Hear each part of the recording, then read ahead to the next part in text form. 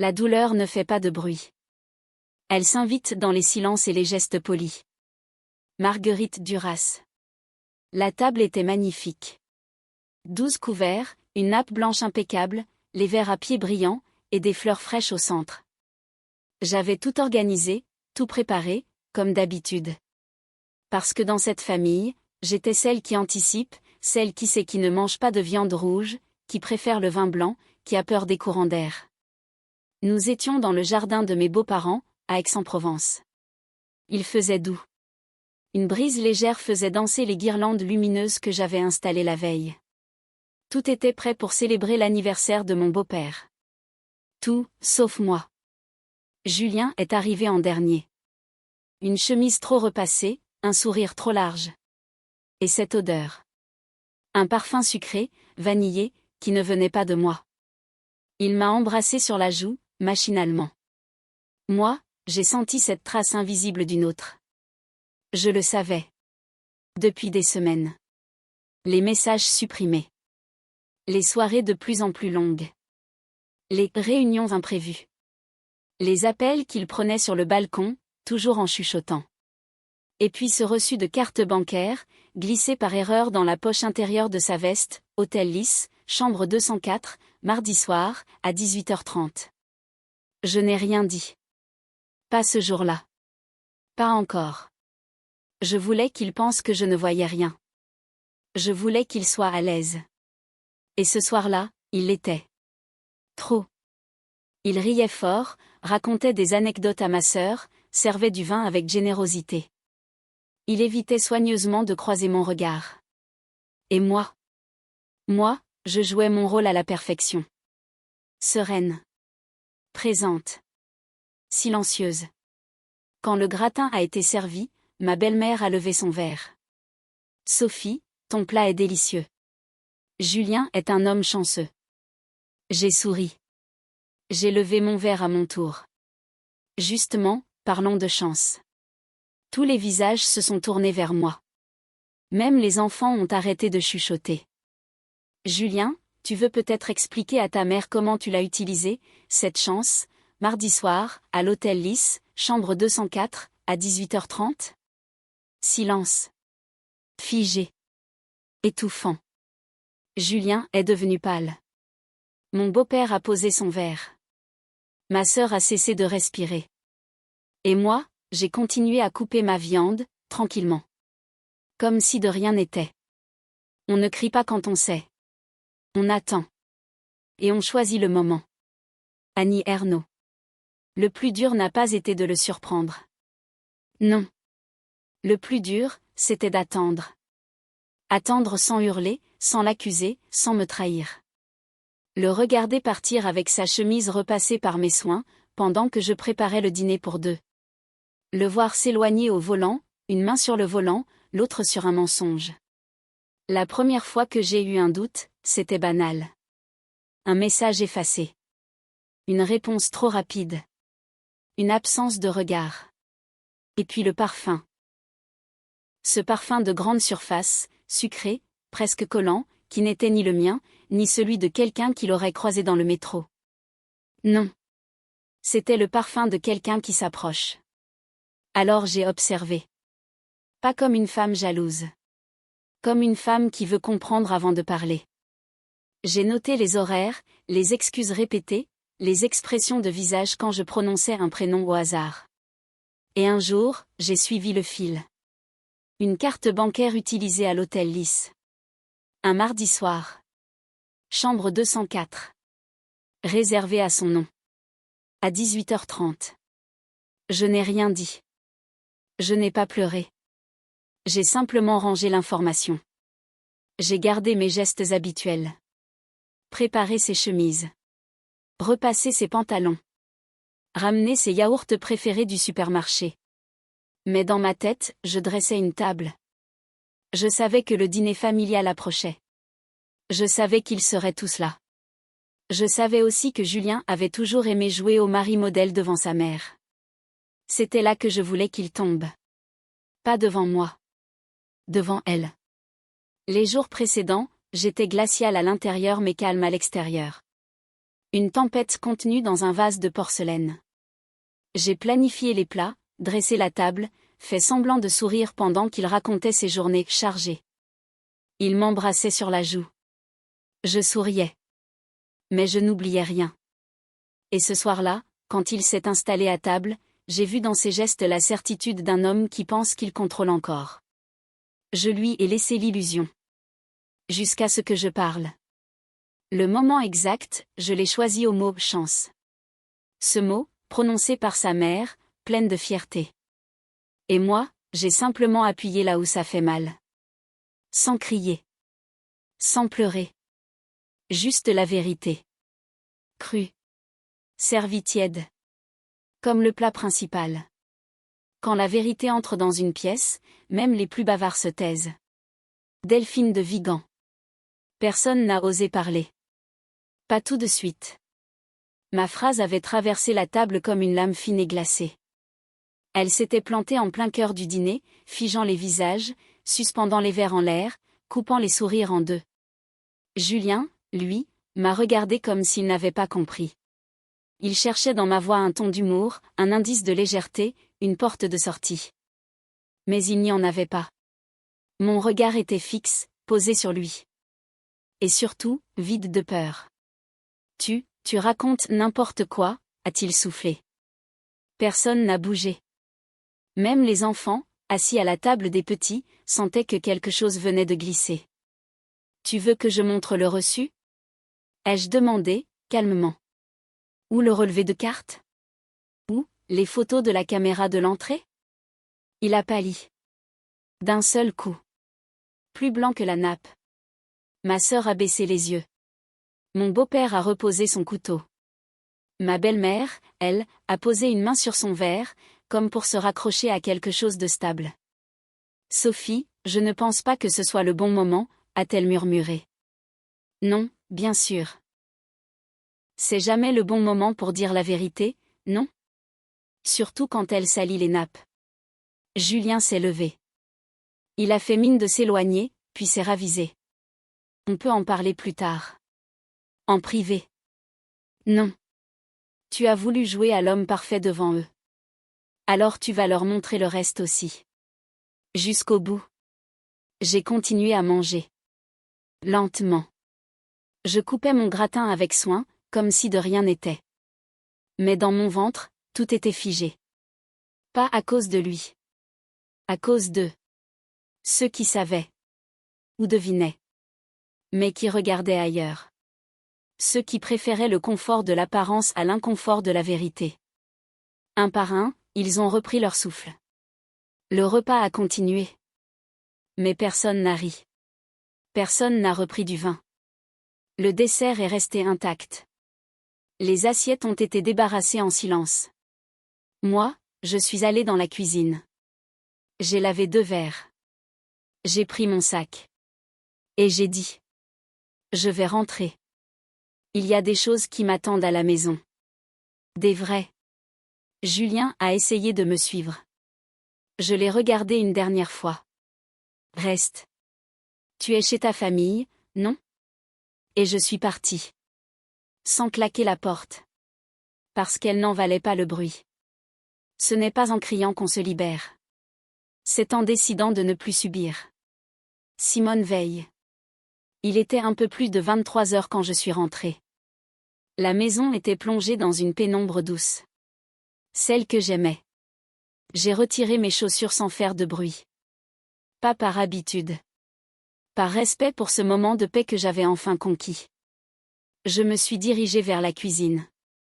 J'ai posé mon sac, versé un reste de vin blanc dans un verre et je me suis assise, les coudes sur la table, le dos droit. Ce n'était pas de la fierté. C'était une nouvelle posture. Une nouvelle Sophie. Je n'ai pas pleuré. Pas encore. Pas ce soir. Il n'y avait rien à pleurer. Car ce que j'avais perdu n'était plus à moi depuis longtemps.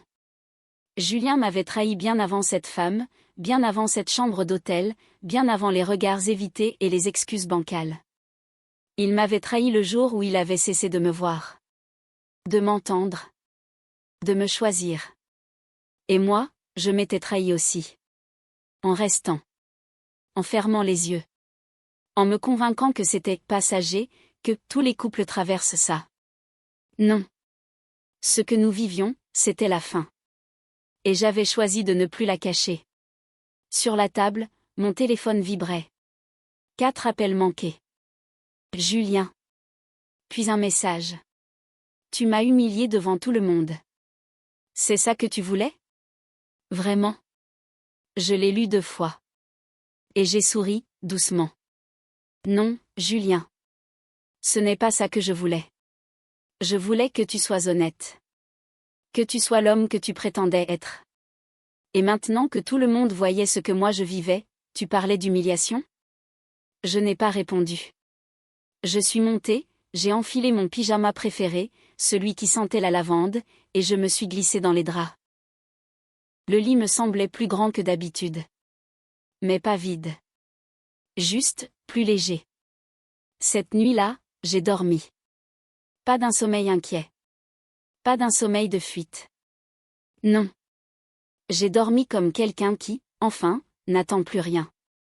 Et au petit matin, alors que le soleil filtrait doucement entre les volets, j'ai ouvert mon carnet.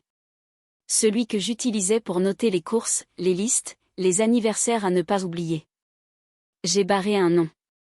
Puis j'ai écrit en lettres simples. Commencer.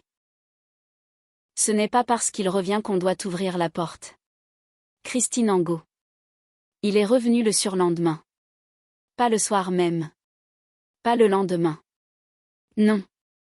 Il avait eu besoin de 2 jours. 2 jours pour sentir le regard de sa mère se durcir. 2 jours pour comprendre que le silence pesait plus que la honte. 2 jours pour se rendre compte que je n'avais toujours pas répondu à ses messages. Quand j'ai entendu la sonnette, je savais que c'était lui. Je n'attendais personne. Et personne d'autre n'oserait venir sans prévenir, pas après ça. Je n'ai pas ouvert tout de suite. Je l'ai laissé attendre 1 minute. 1 minute qui, j'en suis sûre, lui a semblé une éternité. Puis j'ai tourné la poignée. Il était là. Moins lisse. Moins sûr. Il n'avait pas rasé sa barbe. Il avait les yeux rouges. Pas de tristesse. De panique. Sophie, je peux entrer? J'ai haussé les épaules. Tu peux parler d'ici. Il a regardé autour, gêné, comme s'il avait peur que les voisins écoutent.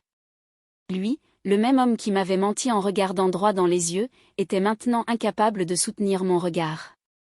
Ce qui s'est passé, je sais que c'était mal. Mais j'étais paumée. Tu étais distante. Tu ne me regardais plus comme avant. On s'était perdus tous les deux. Je l'ai regardé, immobile. Il attendait que je dise quelque chose. Un mot. Une larme. Une ouverture. Tu veux que je m'excuse devant tout le monde? Que je publie une lettre? Je peux le faire. Je suis prêt à réparer. Je l'ai laissé parler. Il parlait beaucoup, maintenant. Il débitait des phrases comme on lance des bouées à la mer. Mais moi, je ne me noyais plus. Je ne veux pas que tu répares. J'ai juste besoin que tu partes, Julien. Mais, et nous? Ce qu'on a construit? J'ai souri, doucement. Nous. Ce nous est parti mardi, à 18h30, quand tu as fermé la porte de la chambre 204 derrière toi. Il a baissé les yeux. Pour la première fois, il n'a pas répliqué. Je lui ai tendu une enveloppe. Dedans, la liste de ses affaires qu'il pouvait récupérer, les horaires où je ne serais pas là, et une clause de séparation écrite par mon avocate. Ce n'est pas une vengeance. C'est une sortie. Il a pris l'enveloppe. Il est parti sans un mot. Et moi, je suis restée là. Debout. Entière. Pour la première fois depuis longtemps, je n'avais pas gagné en le faisant partir. J'avais gagné en me choisissant moi-même. Il faut parfois perdre ce qu'on croyait essentiel pour retrouver ce qu'il est vraiment. Jean-Louis Fournier. Cela faisait 1 semaine que Julien avait quitté la maison. 1 semaine de couvert à un seul endroit, de silence dans le salon, de draps qui ne sentaient plus que la lavande. 1 semaine sans justification. Sans double vie à deviner. Sans tension. Et pourtant, je ne me sentais pas seule. Je me sentais vide, oui. Mais pas effondrée. Comme un appartement qu'on vient de débarrasser. Il y a encore de la poussière, mais déjà, on entend mieux la lumière. J'ai repris des habitudes oubliées. Écouter de la musique sans casque. Cuisiner pour moi-même, selon mes envies. Manger dans le salon, devant un film, sans demander si ça dérangeait. Je m'étais étouffée dans des réflexes qui n'étaient pas les miens. Et maintenant, chaque geste reprenait sa place. Un matin, en allant acheter du pain à la boulangerie du quartier, j'ai croisé Thomas. Thomas était le frère de mon ancienne collègue. On s'était vu 3 fois dans des apéros où tout le monde parlait trop fort. Lui, au contraire, parlait peu. Mais il écoutait vraiment. « Sophie, c'est bien toi.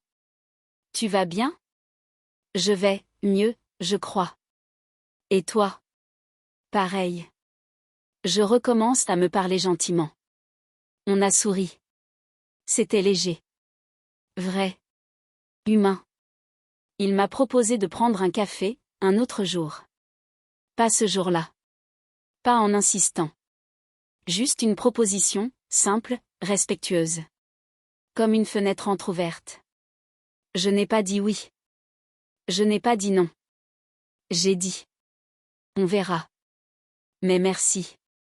Ce soir-là, en rentrant chez moi, j'ai ouvert le placard de l'entrée. J'ai retiré les vestes de Julien. Pas par colère. Mais parce qu'elles n'avaient plus de raison d'être là. Je les ai posées dans un sac, et je les ai laissées au pied de la porte. Demain, il viendrait les chercher. Je ne serai pas là. J'ai ensuite pris une feuille blanche. J'y ai écrit 2 mots. Pour moi. Je l'ai affiché sur le frigo. C'était ma nouvelle règle. Mon nouveau départ. Ce n'était pas une revanche. Ce n'était pas un appel à l'amour. C'était une reconnaissance. De moi à moi.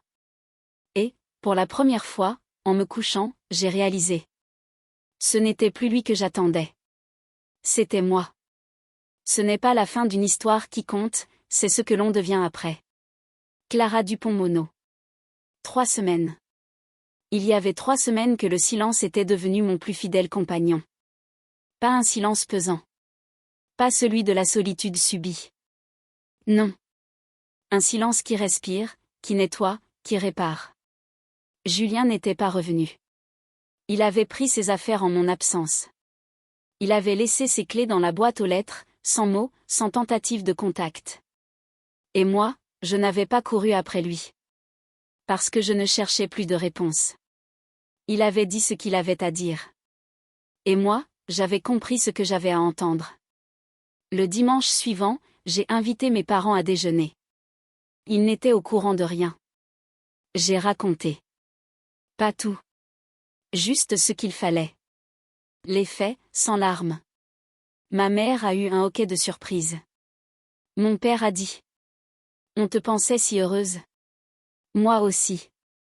Puis je me suis levée et j'ai ajouté. Mais maintenant, je suis libre. Et je préfère ça. Ils ont hoché la tête. C'était une autre forme d'amour, maladroite mais réelle, le respect. Quelques jours plus tard, j'ai envoyé ma demande de divorce. Pas en tremblant. En souriant. J'avais l'impression de signer non pas une rupture, mais une autorisation. La mienne. Et Thomas ? Oui, on a fini par prendre ce café. Un samedi. En terrasse. Il a parlé de ses lectures, de son potager. Rien de spectaculaire. Juste la douceur d'une conversation où je n'avais pas besoin de prouver quoi que ce soit. Ni d'être parfaite. J'étais juste moi, et ça suffisait. Je ne sais pas ce que l'avenir réserve. Peut-être que Thomas restera un simple sourire dans un coin de mon printemps. Peut-être plus. Mais ce n'est pas ce qui compte. Ce qui compte, c'est que je ne me lève plus avec ce poids invisible sur la poitrine. Que je n'ai plus à faire semblant. Que je n'attends plus que quelqu'un m'aime à ma place. Aujourd'hui, je sais cuisiner pour une personne. Lire seul dans mon salon. Partir au cinéma sans compagnie. Et me réveiller en paix.